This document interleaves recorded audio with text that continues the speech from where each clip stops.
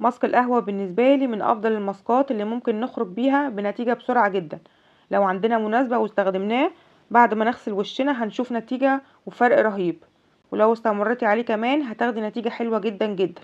والحلو قوي في الماسك بتاع النهاردة ان هو ينفع لكل انواع البشرة، يعني بشرتك جافة دهنية حساسة، كل انواع البشرة ممكن يمشي معاهم الماسك ده.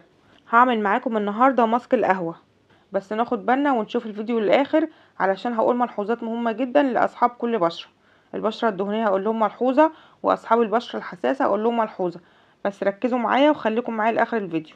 قبل ما نعمل الماسك خليني اقول لكم ايه هي فوائد القهوة للبشرة، وليه الماسك ده ماسك مهم جدا مش زي اي ماسك تاني. الحقيقة القهوة بتعمل فوائد كتير جدا جدا، ومن اهم الفوائد دي الكتيرة جدا اول حاجة بتزيل الالتهاب بشكل نهائي من البشرة، ده غير انها بتقلل ظهور البقع، غير انك لو عندك خطوط دقيقة برضو بتقضي عليها، وبتقلل وبتأخر علامات الشيخوخة. وكمان فيها فيتامين بي 3، والفيتامين ده مهم جدا لانه بيقلل من سرطان الجلد.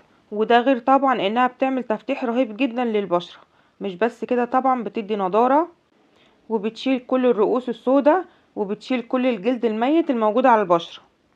يلا على طول نسمي الله ونبدأ مع بعض. بس قبل ما ابدأ الفيديو حابة افكركم ما تنسوش تحطوا لايك وتعملوا شير مع كل اصحابكم. تعالوا بقى هقول لكم ايه هي مكونات ماسك القهوة، وازاي هنعمله بالظبط، وايه هي الخطوات اللي هنعملها بالظبط علشان ناخد منه اكبر فايدة ممكنة. اول حاجة هنحتاج معلقة سكر حبيبات، ومعلقة قهوة، ومعلقتين صغيرين من اللبن، ومعلقة صغيرة زيت زيتون او زيت جوز الهند، ونص ليمونة، ومعانا طبق فاضي اللي هنجهز فيه الوصفة، وفوطة.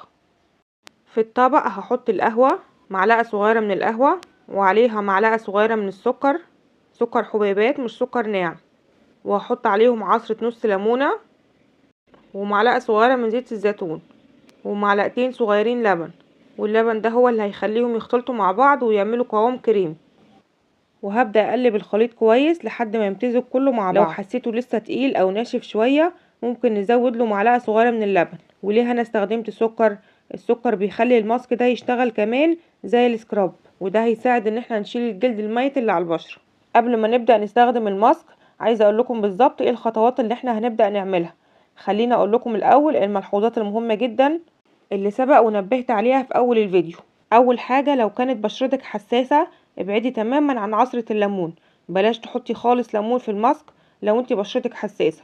اما لو انت بشرتك دهنية يبقى برضو هتستغني عن الزيت وتكملي باقي المكونات عادي. وتعالوا دلوقتي نشوف الخطوات. اول حاجة واهم حاجة قبل ما ابدأ احط الماسك على وشي فهي خطوة ان انا عايزة افتح المسام بتاعة البشرة علشان البشرة تستقبل اي حاجة تتحط عليها. هجيب اي فوطة ونحطها في مية سخنة، ونطلع الفوطة ونعصرها كويس من المية ونحطها على بشرتنا. والخطوة دي مهمة جدا وهتساعدنا ان مسام البشرة تتفتح. بنوزع الفوطة كويس على وشنا او على بشرتنا لحد ما نحس ان وشنا كده سخن شوية. كده انا فتحت المسام وهبدأ احط الماسك بقطن او فرشة. هنبدأ ناخد من الماسك ونوزع كويس على بشرتنا. انا عملتها على ايدي وعلى وشي. بنوزع الماسك كويس على وشنا كله، ونخلي بالنا بنبعد تماما عن المنطقة اللي حوالين العين، لان منطقة العين بتكون من المناطق الحساسة، فنحاول قدر الامكان نبعد عنها. ونوزع بشكل كويس على الوش كله، وهنسيب الماسك من 15 ل 20 دقيقة قبل ما نغسله. ولسه بعد ما نغسل الماسك هنعمل حاجتين مهمين جدا، خليكم معايا. وده الماسك بعد ما عدى تلت ساعة هبدأ افركه في شكل حركات دائرية علشان يشيل اي جلد ميت. وبعد كده بغسل بشرتي بمية فترة. وبعد ما غسلت وشي وايدي عايزاكم كده تيجوا مكاني علشان تحسوا بالانتعاش الفظيع. البشرة ناعمة جدا وبتبرق وحاسة كأنها بتتنفس وفي هوا داخل للبشرة، ده غير انها طبعا فتحت شوية. تخيلوا بقى لو استمرنا عليها النتيجة هتبقى ازاي. فعلا بعد النتيجة دي بنصحكم كلكم تعملوا الماسك ده وتجربوه. بس قبل ما نختم في خطوتين مهمين جدا لازم نعملهم. خدوا بالكم ان احنا في البداية قبل ما نحط الماسك فتحنا المسام بالفوطة السخنة، والمسام لسه مفتوحة ولازم نقفلها. طيب هنقفلها ازاي؟ انا مش هقولك تجيبي تونر او اي حاجة تكون مكلفة. كل اللي هتعمليه هتجيبي مكعب تلج من الفريزر وتبدأي تمرريه على وشك كله. دي هتساعد في قفل كل المسام اللي احنا فتحناها. ونيجي بقى لاخر خطوة في الفيديو. بعد ما عملنا كل الحاجات دي لازم طبعا نعمل ترطيب. لو عندك اي كريم بترطبي بيه، لو ما عندكيش ابسط حاجة ترطيب للبشرة انك تحطي معلقة لبن سائل زائد معلقة عسل نحل وتقلبيهم كويس، وبقطعة قطن بتاخدي وتوزعي على بشرتك، وده ماسك ترطيب حلو جدا.